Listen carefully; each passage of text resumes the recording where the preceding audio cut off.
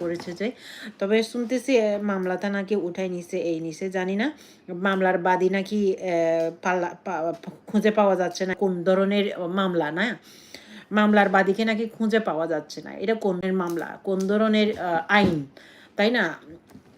একজন মামলা করলো একজনের বিরুদ্ধে, আর ওই ওই ওই বাদীকে খুঁজে পাওয়া যাবে না। এমন কি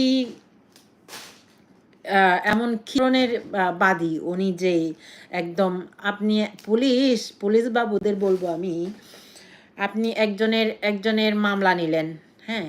আর একজনের মামলা নেওয়ার পরে আপনি আপনার ওই মামলার বাদী, তার কোনো ফটো নেন নাই আপনি, তার কোনো স্বাক্ষর নেন নাই, তার কোনো গ্রাম নিবাসী আদিবাসী সব কিছু নেন নাই।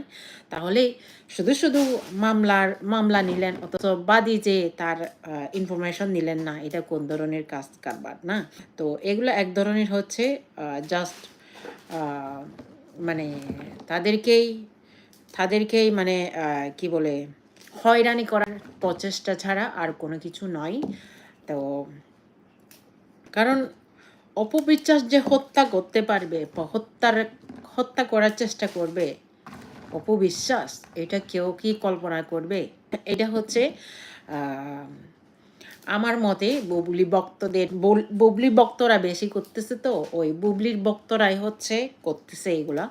তো এই যে দেখলাম, কয়েকদিন আগে দেখলাম বুবলির বড় বোন মিমি, যখন এইরকম একটা নিউজ হয়েছে যে অপবিশ্বাসের মামলা হয়েছে, তখন কিন্তু অপবিশ্বাসের একটা যে গান গাইছে, ওই অপবিশ্বাসের গান নিয়ে একটা গান গেল।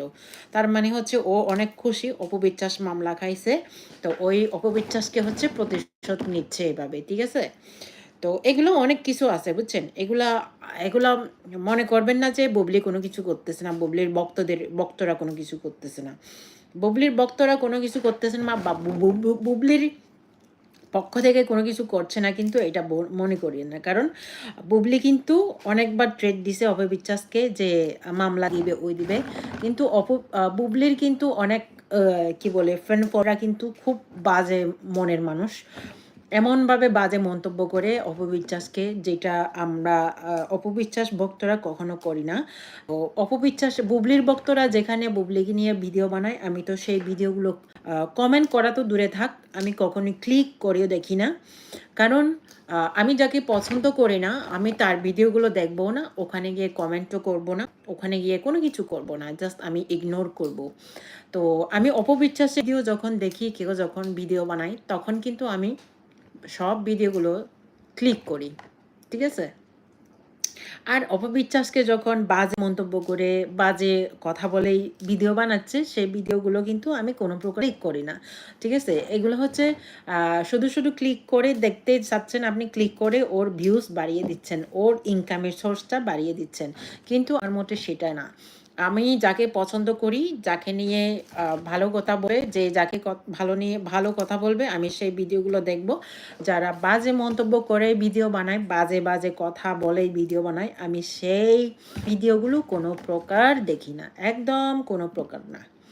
তো সেই জন্য বলবো, ভাই ও বোনেরা, আপনারা যারা অপভক্তরা আছেন, আপনারা বাজে মন্তব্য করে ভিডিও বানাবেন না। বুবলিকে নিয়ে যদি কথা বলতে চান, সুন্দর করে মানে সুশীল ভাষা দিয়ে কথা বলবেন, দেখবেন আপনার অনেক ভিউজ চলে আসছে, অনেক ভিউজ পেয়েছেন আপনি, অনেক লাইক কমেন্টস পেয়েছেন।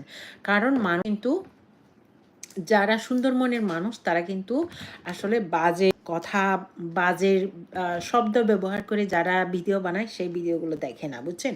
আপনারা একটু খেয়াল করে দেখবেন যে যারা বাজে শব্দ ব্যবহারে ভিডিও বানায়, তাদের ভিডিওগুলো তেমন কিন্তু ভিউজ হয় না, বুঝছেন? যারা সুন্দর উপস্থাপন করে, সুন্দর কথা বলে ভিডিও বানায়, তাদের সেই ভিডিওগুলো কিন্তু আরো বেশি মানুষ দেখে। তো আপনারা এটাই মনে করবেন, আমি বাজে মন্তব্য করে ভিডিও বানালে ভিডিও ভাইরাল হবে, এই হবে, এগুলো একদম চিন্তা মাথা থেকে দূরে ফেলে দেন, বুঝছেন? তো আমার যাওয়া হয়ে গেল।